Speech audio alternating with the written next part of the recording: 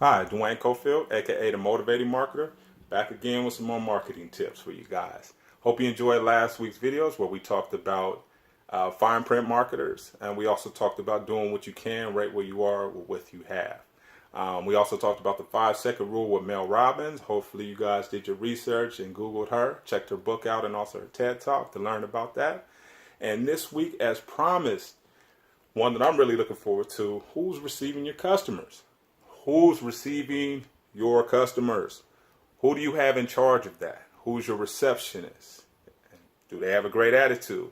The reason why today's so relevant is because most people usually have the excuse of having a bad attitude, which they call a case of the Mondays. And what they do is they bring that case of the Mondays like a cold to work and try to spread it around to everybody and say, here's my bad attitude, let me cough it upon you, and so forth and so on, and even pass that down to the customers.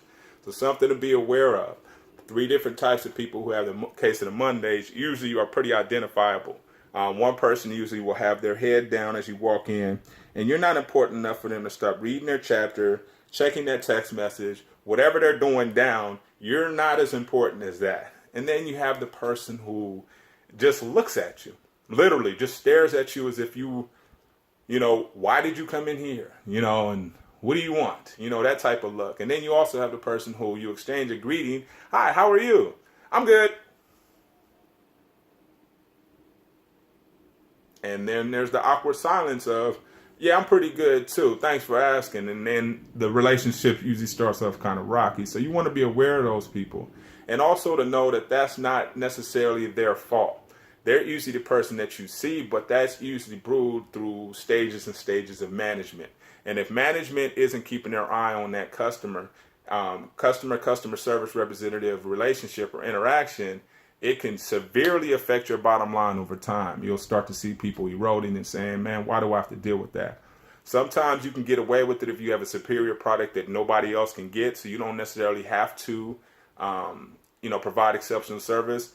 Also look at the Soup Nazi of Jerry Seinfeld episodes, which is a perfect example of that. The Soup Nazi had this, and sorry if I offend anybody, but it's the title of the episode, where he had this soup that was so good that he could be rude to people.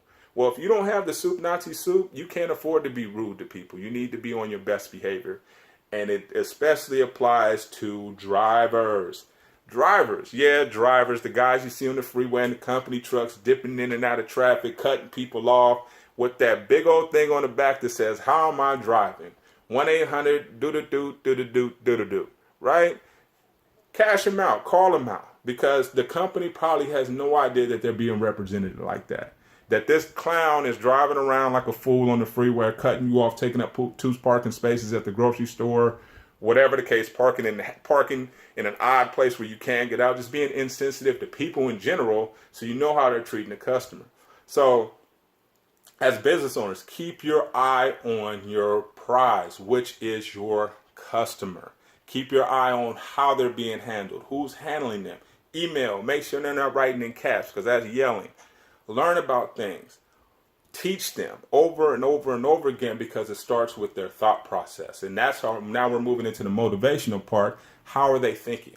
What are they actually reading or looking forward to when they're going to work? I have some ideas and suggestions. If you have somebody with a bad attitude, or that you've been told that has a bad attitude, it goes right into our book suggestion. Have them read certain things, articles. Have them read The Gold Standard by Ritz Carlton. Did you guys know that Ritz Carlton gives them I believe it's $2,000 allowance to their employees to handle customer problems? Meaning they have a $2,000 allowance to solve all their customer problems, to make themselves look like superstars. So if you guys want to know how it's really done, look at the Ritz Carlton. Dynamite, dope. Google Ritz Carlton Gold Standards, and you'll see a whole level of customer service and one to model yourself behind. And of course, we couldn't leave you without a book suggestion. I got plenty of customer service books, but this is just one of them. Exceptional Service, Exceptional Profit. Dynamite. Make sure you can see the author in there. Oh man, 5-star customer service, bro. Exceptional book. It will change the way you interact with customers. I have some more. I'll leave the link to Amazon in the bio. So make sure you guys check that out. But again, make sure you know who's receiving your customer. Make sure that they have a really good attitude and that they're not bringing a case of the Mondays inside your business, affecting your bottom line for not only Monday, but Tuesday, Wednesday, Thursday, Friday, and Saturday. So a case of the Mondays can affect your business all week. Make sure you're aware of that. Stay on top of that relationship with that customer because they are the key to your business. Without them, you're just an idea. All right? So, again, exceptional service, exceptional profit. Make sure you check out the book review. And join us next week. We got some good stuff for you. I'm not even going to tease this one, but you're going to really, really enjoy it. So, just think mental diet. I'm going to just tease it a little bit. Anyways, Motivating Marketer signing off. We appreciate you. Signing out as always.